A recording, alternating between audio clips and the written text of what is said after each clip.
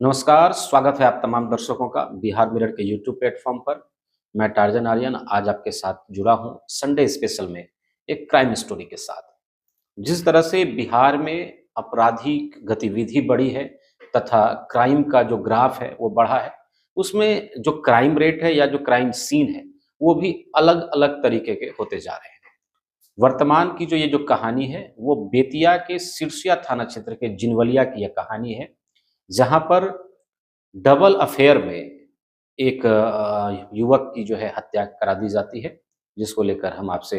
विस्तार से जुड़ रहे हैं। यह मामला है बेतिया के सिरसिया थाना क्षेत्र के जिनवलिया का, जहाँ पर 25 साल के आरिफ हुसैन की हत्या कर जो है उनके शव को फेंक दिया गया था और फिर उसको जो है पुलिस को अधजली शव जो है बरामद हुई थी। इस पूरे मामले में जो पुलिस ने खुलासा किया है, वो काफ़ी चौंका देने वाला खुलासा है। बताया जा रहा है कि पुलिस के मुताबिक बेटी के प्रेम प्रसंग से परेशान होकर पिता ने जो है सुपारी देकर जो है जो प्रेमी था आरिफ हुसैन उसकी हत्या करवाई थी। बताया जाता है कि आसिफ की हत्या डबल अफेयर में हुई है। इस पूरे मामले के विषय में अगर हम लोग जानकारी लें, तो बताया जा रहा है कि पुलिस ने गर्लफ्रेंड के पिता रवि गुप्ता समेत जो है इस मामले में 4 अन्य लड़कों की भी जो है गिरफ्तारी की है, जिसमें जो है 4 जो लोग गिरफ्तार हुए हैं, चारों जो है वो काफ़ी कम उम्र के बताए जा रहे हैं। बताया जाता है कि सभी आरोपी जो है नाबालिग हैं और इस पूरे मामले पर बेतिया के एसपी डॉक्टर शौर्य सुमन ने कहा है कि आसिफ का जो प्रेम प्रसंग था, वो रवि गुप्ता की बेटी के साथ चल रहा था तथा आसिफ का प्रेम प्रसंग रवि गुप्ता की बेटी के साथ-साथ एक अन्य लड़की से भी था।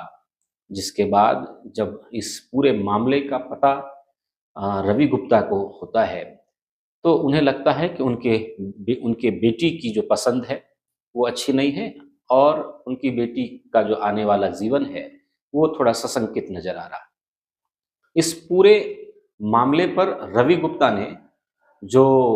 आसिफ हुसैन की दूसरी गर्लफ्रेंड थी, उसके आशिक से संपर्क साधा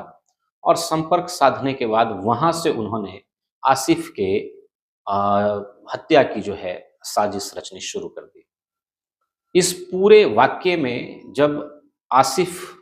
के दूसरे गर्लफ्रेंड का आशिक जब सम्मिलित होता है, तो वहाँ उन्होंने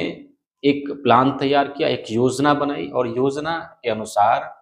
जो दूसरे गर्लफ्रेंड का जो आशिक था, उसने अपने मोबाइल से कॉल करके आसिफ को बस स्टैंड स्थित जो है अपने कमरे पर बुलाया और जब बस स्टैंड के पास अपने गर्लफ्रेंड के रूम में जब उसको बुलाया जाता है, तो वहाँ पर आसिफ जो है 29 सितंबर को जो है अपने बाइक से वहाँ पर पहुँचा और बाइक से पहुँचने के बाद जब आसिफ कमरे में जाता है, तो वहाँ पहले से ही 3 और अन्य लोग जो है मौजूद थे। इन चारों लोगों ने जो है मिलकर सबसे पहले तो आसिफ की हत्या उस कमरे में कर दी और उसके बाद फिर आसिफ को उसी बाइक पर आसिफ के ही बाइक पर बिठाकर उसके शव को झाड़ियों में फेंक दिया और झाड़ियों में फेंकने के बाद फिर उस शव पर जो है अ, शव में आग लगा दी जाती है ताकि शव की शिनाख्त नहीं हो सके। ये पूरी योजना जो है योजनाबद्ध तरीके से ये पूरा मामला जो है योजनाबद्ध तरीके से किया जाता है। 30 सितंबर को सिरसिया थाने की पुलिस को जो है जिनवलिया से जो है झाड़ियों में फेंका हुआ शव बरामद होता है और शव जो है जले हुए अवस्था में रहने के कारण जो है शव की पहचान नहीं हो पाती है। जिसके बाद सदर एसडीपीओ विवेक दीप मौके पर पहुंचकर जो है एफएसएल की टीम को लेकर वहां पहुंचते हैं और पूरे घटनास्थल पहुंचकर जायजा लेने के बाद जो है जांच की जाती है और उसके बाद इस कहानी में ट्विस्ट या मोड़ इस प्रकार से आता है कि आसिफ के पिता अनवर आलम भी जो है अपने बेटे के हत्यारों की तलाश में लगे हुए थे। इसी दौरान पुलिस को गुप्त सूचना प्राप्त होती है कि मृतक आसिफ के पिता संत घाट माधवी नगर निवासी अनवर आलम जो है अपने बेटे की मौत से संबंधित 2 लोगों को जो है पकड़े हुए हैं। जब पुलिस वहां पर पहुंचती है और आरोपियों को जब अपनी हिरासत में लेती है,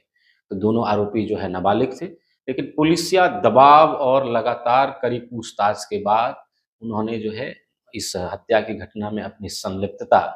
जो है स्वीकार की और बताया कि किस तरीके से आसिफ को जो है डबल अफेयर के कारण सबसे पहले जो है कमरे पर बुलाया जाता है और दूसरी गर्लफ्रेंड के जो है कमरे पर बुलाकर किस तरह से उसकी निर्मम हत्या की जाती है और हत्या करने देने के बाद जो है उसी के बाइक पर ले जाकर जो है सिरसिया थाना क्षेत्र के जिनवलिया में झाड़ियों में उसके शव को फेंका जाता है और शव को फेंकने के बाद शव की शिनाख्त ना हो पाए उसको लेकर जो है आग लगाई जाती है। पुलिस के द्वारा जो है आरोपित जो हिरासत में युवक हैं उनके पहचान पर जो है अन्य लोगों की गिरफ्तारी के लिए लगातार छापेमारी की जा रही है। लेकिन इस पूरे मामले में जो बात सामने आई कि प्रेम प्रसंग में यह हत्या की गई। तो इस तरीके से बिहार में ऐसी कई घटनाएँ लगातार घटित हो रही हैं, जिनमें या तो भूमि विवाद उसके पीछे रहा है, अन्यथा जो है प्रेम प्रसंग का जो त्रिकोणीय मामला है, अक्सर इस तरह के जो केसेस हैं वो चर्चा में रहते हैं। हम आपके साथ इन्हीं तरह के केसेस को आपकी जागरूकता के लिए लेकर आपके समक्ष आगे भी हाज़िर होते रहेंगे। तब तक के लिए धन्यवाद।